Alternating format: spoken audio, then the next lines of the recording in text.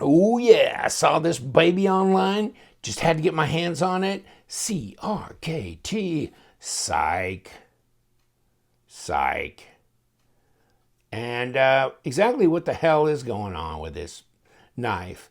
I looked at it, I got it, I didn't research it, I took it out of the box, and me, being the utmost authority in knives of all types, this knife should just pop right open. So I press the button and nothing happened. Then I go, well, how does this thing, went all around it. So guess what? This is the glide lock system. Hello, announcing the glide lock system. Oh my God, took me a little while. Hey, you learn something every day, don't you? Even when you're old like me. So there you go. And you push this button. But at the same time you push the magic button, you also make contact with this bolster. And before you cut your finger and have to have a Band-Aid on it like that. And then you make contact with the bolster. So you're pushing down the button and push that way on the bolster. So, and it slides up. Now what happens? Now we can rotate the blade out. And, okay, so now we're half-ass. So what we do is we bring it back down into this lock position. Thusly. Bang. Now we're all locked in. We're locked and we're ready to rock. And this knife, yes, it looks like an offensive type of knife, or maybe defensive type of knife. So this is not a butter knife, probably not for digging dandelions, although you could probably do that, but maybe more like somebody's got an issue with you and they are wanting to invade your personal space. And this will keep them outside that zone. This is interesting. Got a fuller all the way along here. And no, this is not sharp. Anybody? Ask me that question in the comments section. I go, you can't even go 2 minutes in? Really? So, no, this is not sharp. This is sharp. Yes, this is sharp. And how sharp is it? Well, let's get a piece of paper. We'll settle that one. Oh, and the new Super Steel, though. 8. You gonna finish the sentence for me? CR. 13 MOV. Had to say that real quick. Yeah, so yes, it is such a wonderful user steel and so easy to sharpen. And you might need to sharpen it more often than you do M390 because it's not going to hold its edge as long, but it has what, 0.8? 0.8% carbon, so that's not bad. I can't remember the vanadium content. Chromium puts it in there as a true stainless, so it's a user steel. And, by the way, don't bitch and moan too bad because it is $64 and some odd Pestolians. So with the White Mountain knives, LTK, love them knives. LTK is the discount code. You get 10% off. So what does that put you at? 58 pounders and shows up for free if you're in the USA. So, okay. That's not bad. I mean, that's an impressive looking piece, isn't it? So here's your stuff. 8.6 overall, 4-inch blade length. Blade width is 0.75 of an inch. Thickness is like an 1/8 inch, 0.125. And the Super Steel, as I mentioned before, satin finish, flat grind, handle length, and all that kind of gobbledygook. Is there more stuff on the back? G10. So you get that. It's not like GFN or anything. And Ken is the designer. Ken Stegrerwalt.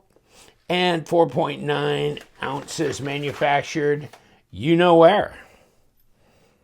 So, yeah, have you got some jimping up here? Yeah, I mean, but since that's brought up to a fairly thin edge, I mean, I don't know. I want to press down on it real hard, but yeah, I can, especially with a Band-Aid on. Yeah, I can do that. But reverse grip might be the most appropriate knife for reverse grip that I've had on my channel, other than maybe a karambit. There you go. And yes, it's comfortable. And you know what? I really like the coffin-shaped handle. That and just the blade shape attracted me, because this is a dagger, right? I mean, it's a dagger. And you've got this here blocking your thumb, hopefully, but it's really smooth. So I think your thumb's going to roll right up on over here, but not get cut, because this is not a sharpened edge. This is, however, got a little teeny choil in here for sharpening. Shouldn't be difficult to sharpen. Nice. And actually, I think I'm going to have to see if I can hike up on it just right there. And okay, what, 3 millimeter? 3.1, which is, yeah, that'd be right there, an 1/8 inch. Okay, that's where it started out at least. I'm gonna figure that out. And then 0.52 at 13.3 for thickness, and it's, you know, it's not fatter or thinner anywhere along here. It's the same, but it's grippy. It's got these nice long grooves milled into the G10 for grippiness. It's got a hell of a pocket clip, but it works fine. It's not deep carry, but that means you can also grab it like this and pull it out of your pocket. So there's good and bad with that. And, you know, I guess if you want, you could go push the button and then pop that with your other hand. I mean, they're telling you, oh, well, you just push this and pop this. Yeah, you can if you got enough thumb to do that and make good contact. This is not real easy to depress all the way. You see how that has to be depressed to release this to slide out. So if you're getting it in the fat of your thumb, you may not be getting it all the way. Okay, I'm pressing, but it's not all the way. So you need to do that, but also be able to have enough flesh to go across there and push that. And maybe you do, and maybe you will fail a time or two.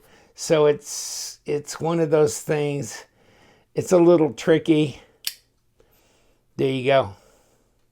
So you might have to do it two-handed, where you can really push that and get that out of the way and then spin it around. But it's technically, you can do this one-handed, you know, like that.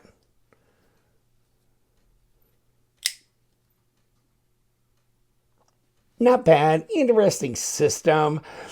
I don't think under mental pressure in an emergency situation, this is going to be real easy to deploy. So it's kind of like, hold off a minute, you're pissing me off, but it's going to be, I'm a little confused here.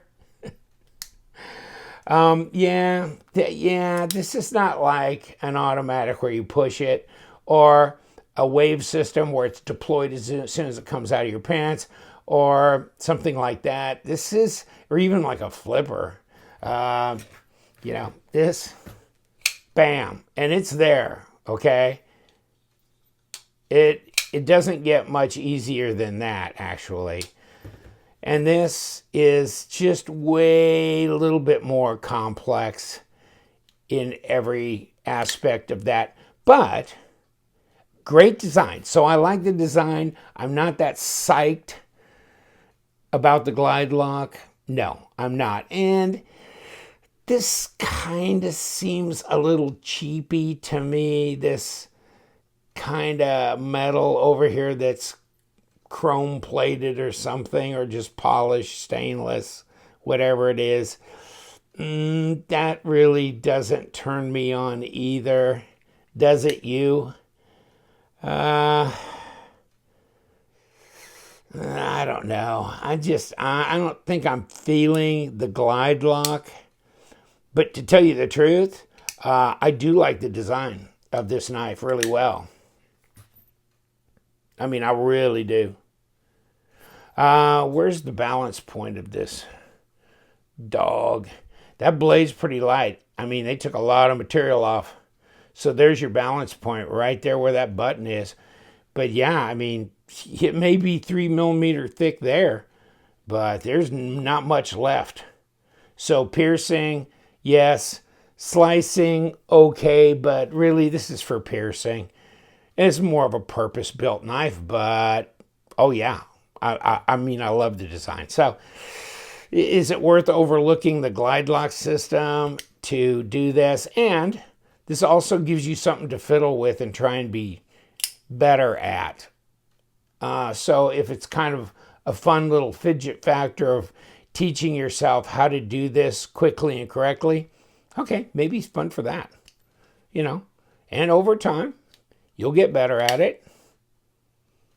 All right, I'm going to leave you to it, but I don't know. I just had the different impression when I bought it, and I didn't understand how the glide lock system works.